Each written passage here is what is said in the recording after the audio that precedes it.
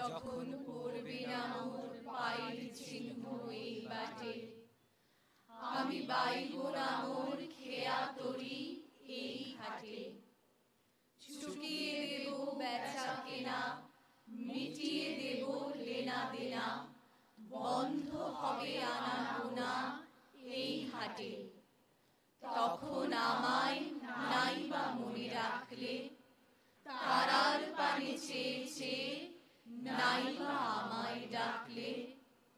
যখন জমবে ধুলা তানপুরাটার তার গোলায়, কাঁটালতা উঠবে ঘরের দ্বার গোলায়। ফুলের বাগান ঘন ঘাসে পড়বে শয্যা বনবাসে, শ্যাওলা এসে ঘিরবে দিঘির ধার গোলায়। তখন আমায় নাইবা মনে রাখলে, তারার পানে চেয়ে চেয়ে নাইবা আমায় ডাকলে। তখন এমনি করেই বাজবে বাঁশি এই নাটে, কাটবে গদিন আজও যেমন দিন কাটে। ঘাটে ঘাটে খেয়ার তরি এমনি সেদিন উঠবে ভরি, চড়বে গরু খেলবে রাখাল ওই মাঠে। তখন আমায় নাইবা মনে রাখলে, তারার পানে চেয়ে চেয়ে নাইবা আমায় ডাকলে। তখন কে বলে গো সেই প্রভাতে নেই আমি, সকল খেলায় করবে খেলা এই আমি। নতুন নামে ডাকবে মোরে, বাঁধবে নতুন বাহু ডোরে, আসবো যাব চিরদিনের সেই আমি। তখন আমায় নাইবা মনে রাখলে, তারার পানে চেয়ে চেয়ে নাইবা আমায় ডাকলে। তখন আমায় নাইবা মনে রাখলে, তারার পানে চেয়ে চেয়ে নাইবা আমায় ডাকলে।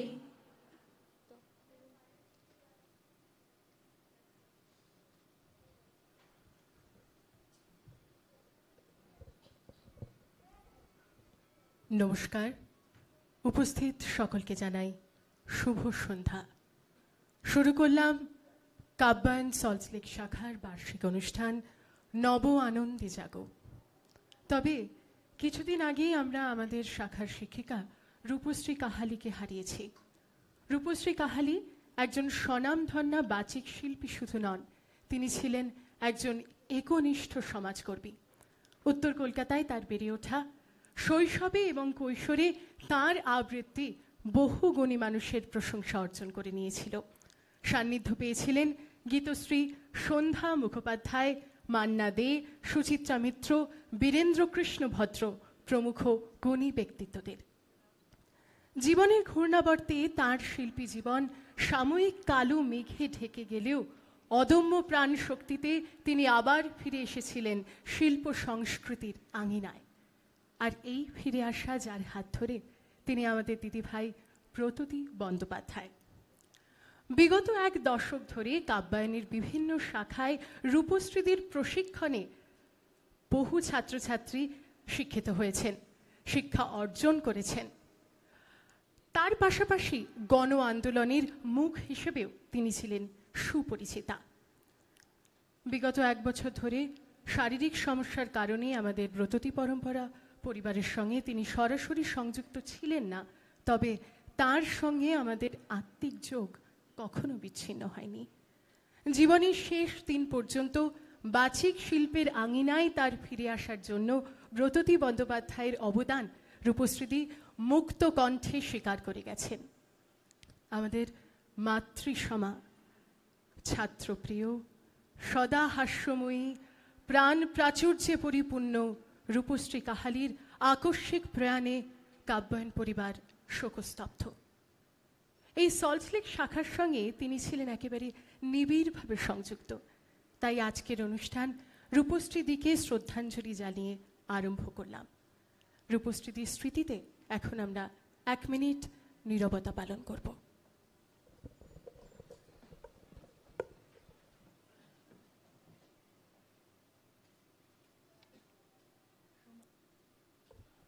সময় শুরু হলো এখন।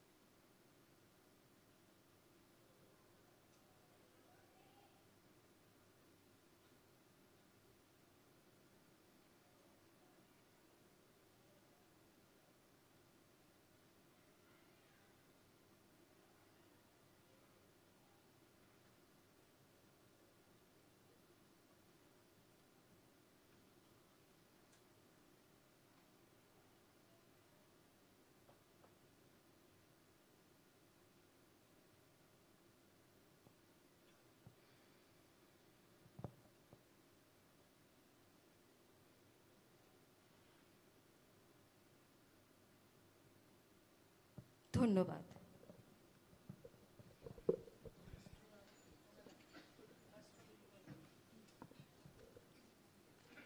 যে আমাদের শ্রদ্ধেয় শিক্ষিকা রূপশ্রী কাহালিদি আমাদের ছেড়ে গেছেন। তিনি সল্টলেক শাখার শিক্ষিকা ছিলেন। তাই আমরা তার নামাঙ্কিত একটি স্মারক প্রদান করব সেই শাখার একজন কৃতী ছাত্রীকে। আমরা দিদিভাইকে পেয়ে গেছি আমাদের কাব্যায়ন এবং ব্রততী পরম্পরার কর্ণধার। তাকে মঞ্চে আসতে অনুরোধ করছি।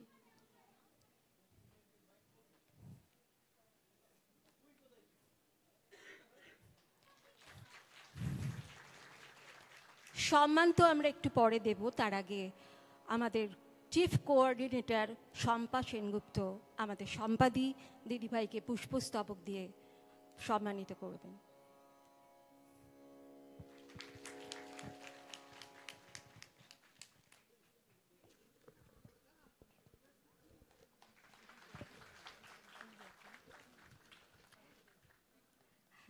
অনেক ধন্যবাদ।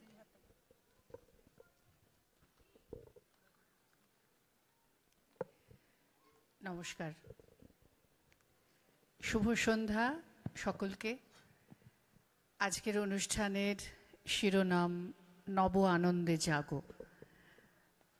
আমরা ভাবছিলাম যে কি শিরোনাম হবে আজকের অনুষ্ঠানের।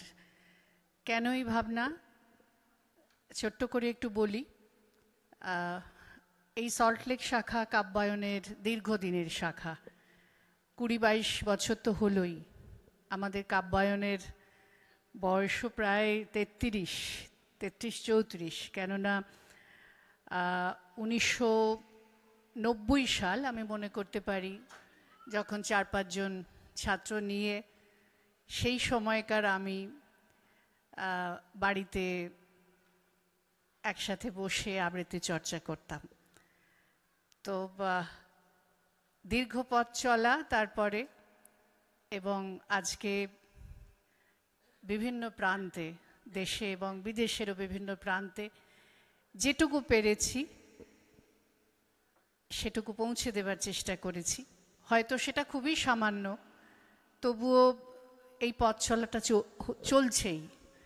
আর আমার স্বপ্ন বা ইচ্ছে, স্বপ্নটা একটু বড় করে দেখতে হয়, তো ইচ্ছে যে আরও যতদিন এই শিল্পের সঙ্গে যুক্ত থাকতে পারবো, মানে আজীবন, যতদিন আমার জীবন আছে, তো আরও মানুষের কাছে, নতুন প্রজন্মের ছোট এই যারা একটু আগে এখানে এত সুন্দর আবৃত্তি করে গেল, তাদের কাছেও আমার এই ভালোবাসা, আমাদের এই সকলের মিলিত ভালোবাসা, কবিতাকে ভালোবাসা, আবৃত্তিকে ভালোবাসা, সুস্থ সংস্কৃতিকে ভালোবাসা, সাংস্কৃতিক চেতনা, এই চেতনাকে জাগিয়ে তোলার ক্ষেত্রে যা যা কাজ তা যদি আমরা মিলিতভাবে করতে পারি তাহলে আমাদের হয়তো সেই উদ্দেশ্যটা কিছুটা হলেও সফল হবে, সেই লক্ষ্যে কিছুটা হলেও আমরা পৌঁছতে পারবো। তো মাঝে আমাদের বেশ কিছুটা সময় আমাদের একটা বিরতি পড়ে গিয়েছিল। শুধু আমাদের বলি কেন, বিশ্বজুড়ে সকলেরই কাজের ক্ষেত্রে একটা বিঘ্ন ঘটে গিয়েছিল, সব রকম চর্চার ক্ষেত্রেই একটা বিঘ্ন ঘটে গিয়েছিল। কোভিড পিরিয়ডে আমরা থেমে গিয়েছিলাম। আমাদের সল্টলেক শাখাটিও, যেখানে আমাদের আবৃত্তি চর্চা হতো, সেখান থেকে আবার অন্যত্র সরিয়ে নিতে আমরা প্রায় বাধ্য হই। প্রায় ভেঙে যাওয়া একটা শাখা, সেটাকে আবার নতুন করে গড়ে তোলার চেষ্টা হলো, কিছুটা গড়ে তোলা গেছে। এবং যার জন্য আমি শম্পাকে, আপনারা একটু আগেও মঞ্চে এসেছিল, দেখলেন, শম্পাকে আমি অনেক ধন্যবাদ জানাই যে ও সামনে থেকে আরও সকলকে নিয়ে যে এই শাখাটিকে এখন একটি জায়গায় দাঁড় করাতে পেরেছে। তাই নতুন করে আনন্দে জেগে ওঠার দিন আজকে। আগে নিয়মিতভাবেই আমাদের এই বার্ষিক অনুষ্ঠানগুলো হতো, আবারও এখন শুরু হয়েছে। বিরতির পর আবার সল্টলেক শাখার এই অনুষ্ঠান শুরু হলো, নিয়মিত চর্চাও শুরু হয়েছে। এবং আপনারা ধীরে ধীরে দেখবেন এক এক ঠিক করে বিভাগ এখানে আসবে। ছোটদের দেখেছেন, ওদের নাম সহজপাঠ বিভাগ, এরপরে কিশলয় বিভাগ আসবে, ওরা একটু বড়। তারপরে আবার আরেকটু যারা বড় নতুন ভর্তি হয়েছে এখানে, খনিকা, তারা আসবে। এবং শেষে আসবে আমাদের সবচেয়ে সিনিয়র যে গ্রুপ, সোনার তরী। একটা গানের কথা মনে পড়ছিল ওই সিটে বসে বসে, মুছে যাওয়া দিনগুলি আমায় যে পিছু ডাকে, স্মৃতি শুধু বেদনার নানা রঙে ছবি আঁকে। রূপশ্রীর কথা খুবই মনে পড়ছিল। লগ্নজিতা বলেওছে যে একটা সময় রূপশ্রী আর আবৃত্তি করবেনই না, এরকম একটা ভেবেছিলেন, আমার কাছে এসে জানিয়েছিলেন তার কথা। আবার আমি তাকে ফিরিয়ে আনি, আমি বলি যে তুমি আবার এই শিল্পে ফেরো। কারণ আমি ওনাকে খুব, আমি যখন খুব ছোট তখন ওনাকে আমি মঞ্চে আবৃত্তি করতে দেখেছিলাম। আমাদের সকলেই যারা এখানে প্রশিক্ষক হিসেবে যুক্ত আছেন, যারা ছাত্রছাত্রী, তাকে শ্রদ্ধা করেছেন, ভালোবেসেছেন। তার অকাল প্রয়াণে আমরা সকলেই শোকস্তব্ধ, এটা খুবই সত্যি কথা। আমার খুব মনে পড়ছে আজকে 29 তারিখ, গত বছর 28 তারিখে আমরা আমাদের সংস্থা টিচার কোঅর্ডিনেটর যারা আছে সবাই একটা জায়গায় আমরা মিট করেছিলাম সামনের বছরের পরিকল্পনা করার জন্য। তো সেই মিটিংয়েও রূপশ্রী দিয়ে এসেছিলেন এবং ওই মিটিংয়েই উনি প্রথম আমাকে জানান যে শারীরিক কারণে, ব্যক্তিগত কিছু কারণে উনি এখন আর সরাসরি যুক্ত থাকতে পারছেন না। তবে উনি রইলেন আমাদের বন্ধু হিসেবে, দিদি হিসেবে। সেটা যে এত কম সময় থাকা হবে সেদিন আমরা বুঝতে পারিনি। অনেক ছবিও তোলা হয়েছিল, সেই ছবিগুলো আমাদের বড় বেদনা দেয় এখন, তবে সেই ছবিগুলোই আমাদের সম্বল। রূপশ্রীদিকে মনে রেখে আমরা আমাদেরই এই সংস্থার একজন ছাত্রীকে তার স্মারক সম্মান, তার নামে যে স্মারক সম্মান এবছরে বিশেষভাবে দেওয়া হচ্ছে, তার স্মৃতিতে তাকে দেওয়া হবে। লগ্নজিতা সে কথা জানাবে। তার আগে আপনাদের সকলকে আবার আমার তরফ থেকে অনেক ধন্যবাদ জানাচ্ছি, বিশেষ করে অভিভাবক অভিভাবিকাদের যারা আবার নতুন করে ফিরে এসেছেন। যেসব ছাত্রছাত্রীরা কিছুদিন হারিয়ে গিয়ে আবার ফিরে এসেছে, আবারও আসছে, তো আবার নতুন করে এই জার্নি শুরু করতে হয়েছে কোভিডের 2.5-3 বছর বিরতির পর। এবং আমরা কিছুতেই থেমে থাকবো না, এরকম একটা জেদ যদি মনের মধ্যে থাকে, বিঘ্ন তো আসবেই, চলার পথে বাধা বিপত্তি আসেই, যে কোনো মানুষের জীবনের পথেই সেটা আসে। এটা সমগ্র পৃথিবীর মানুষের জীবনের পথেই এসেছে। তো আমরা সেখান থেকে বিচ্ছিন্ন কেউ নই। তো এই বিরতিটার পর আবার আমরা নতুন করে আসুন, একসঙ্গে পথ চলি, কবিতার পথ ধরে, সংস্কৃতির পথ ধরে। আমি লগ্নজিতাকে অনুরোধ করব আমাদের যে ছাত্রী সেই সম্মান পাচ্ছেন তাকে মঞ্চে ডেকে নেওয়ার জন্য। ধন্যবাদ।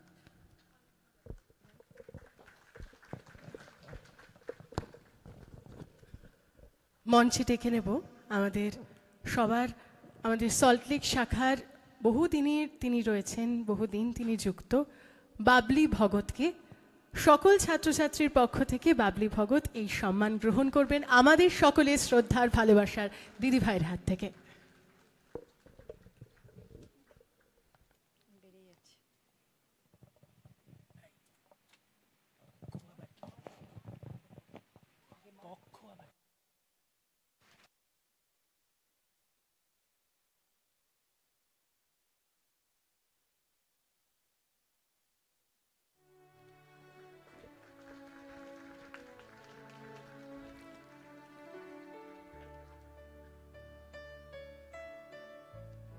সল্টলেক শাখার সকল ছাত্রছাত্রীর পক্ষ থেকে এখন সম্মান গ্রহণ করলেন বাবলি ভগত।